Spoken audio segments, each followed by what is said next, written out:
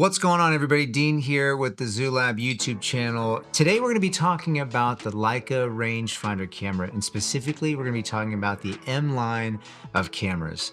Now, this is a line of cameras that I've been shooting personally for a long time, and I've had literally every single digital M up until this point, from all the way back from the M8 to the current M11 series. Now, what's so great about the Leica M rangefinder cameras? Well, I mean, it's got over 70 years of heritage. You can fact check me, you can probably find that information online, but the original M3, which is a film camera, rangefinder camera, came out in I think 1954. And ever since then till now, till 2025 with the M11, the design has basically been the same. So for a lot of you guys out there that might be like, why Leica? There's just this heritage of using something that has really stood the test of time, and it's pretty impressive.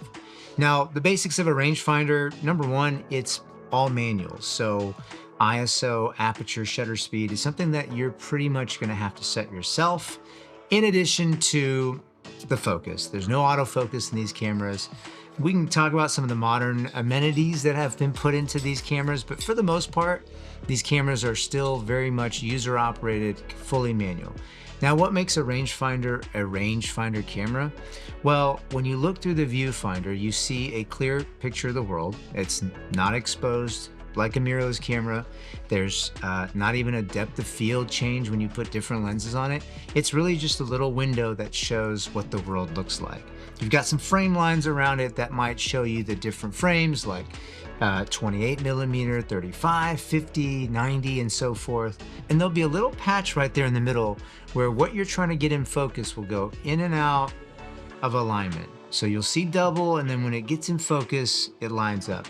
And what that is actually the rangefinder mechanism. There's kind of another eye, if you will, on a rangefinder. Here's an example of a rangefinder. Here is your OVF, or your viewfinder, where you look through and you see the world. You'll see that little focus patch.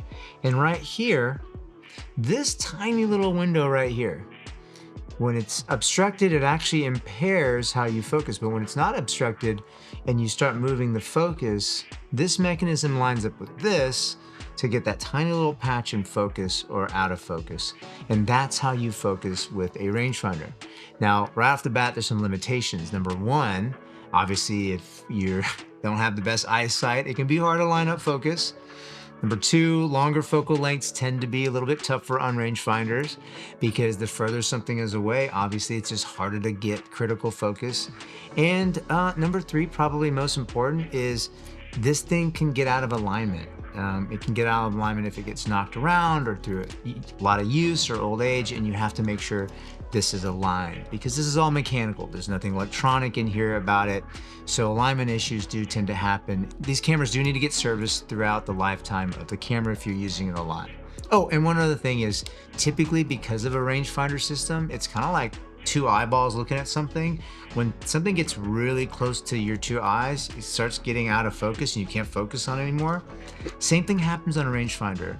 Usually the minimum focus distance is about 0.7 meters on the actual rangefinder mechanism. What is the appeal of using something like this? What is the appeal of using a camera that has zero autofocus? Why is this so expensive at times to use? Well, part of it is, look how compact this thing is, right? And this thing has really stood the test of time. These lenses that are made for these cameras can be used on several series of cameras. In particular, this lens that I have right here, which is 35mm Similux, this camera has been on probably 6 or 7 different M bodies that have gone through the years through my collection. The lenses, in my opinion, are really the creme de la creme of what Leica does. Their cameras are amazing. The M system's awesome. The Leica Q, fantastic camera. SLs, you name it, great cameras. But to me, their true crown jewels are their lenses. To be able to cram a 35mm f1.4 lens in something this small, and this can get smaller. If I remove this hood, look how small that lens is. compared to more modern optics that are much bigger. So right off the bat, you've got yourself a conversation starter. You've got something that's pretty compact, that even there are some smaller, more pancake-like lenses that really turn this thing into a pocketable camera. The other part of what makes the M rangefinder experience so unique is you have full control over it. It's like driving a stick shift car. Back in the day, cars, when you wanted to change gears, was on a manual clutch. It wasn't automatic. It certainly wasn't like the electric vehicles nowadays where you just stomp on the gas and you go. It gives you full control, and as a creative, sometimes you want that. Now, I'm not saying this is the perfect case for every situation. If you're trying to catch somebody in action or doing sports, let me be honest, this is not the right camera for that. But if this is something that you want to use to slow things down, to really work on composition, to work on the subtleties of the creative process, this is an amazing camera for that.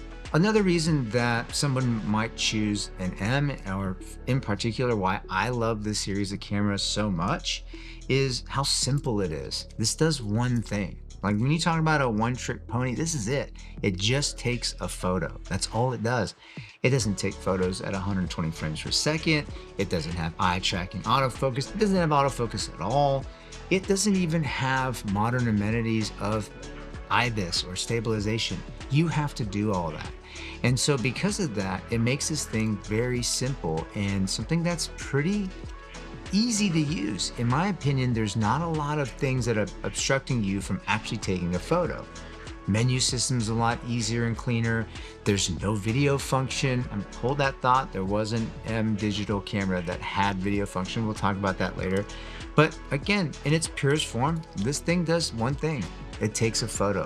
And paired up with the right lenses, it takes an amazing photo. And getting the satisfaction of nailing focus with a manually focusing camera like a rangefinder only, man, I can't tell you a better experience or a better satisfaction. With that said, do I think this camera is the right camera for all use purposes? Absolutely not. That's it, everybody. That is a deep dive into the Leica M rangefinder. Hey, do you guys shoot with one of these out there? We'd love to hear from you. Hope this was helpful. I hope this was somewhat educational and something that you would come back to the channel and listen to. Hey, if you like what you hear, or you like some of our other videos and the content we put out, we make sure we try to put a lot of diverse content out there to help you guys as creators and as photographers out there. Hey, give us a subscribe. Like this video, share it with your friends and family, and let us know how we're doing. Drop a comment below, give us some feedback, some questions. We'd love to answer those for you. We'd love to help you out. In the meantime, thanks everybody for tuning in. We'll see you guys on the next one.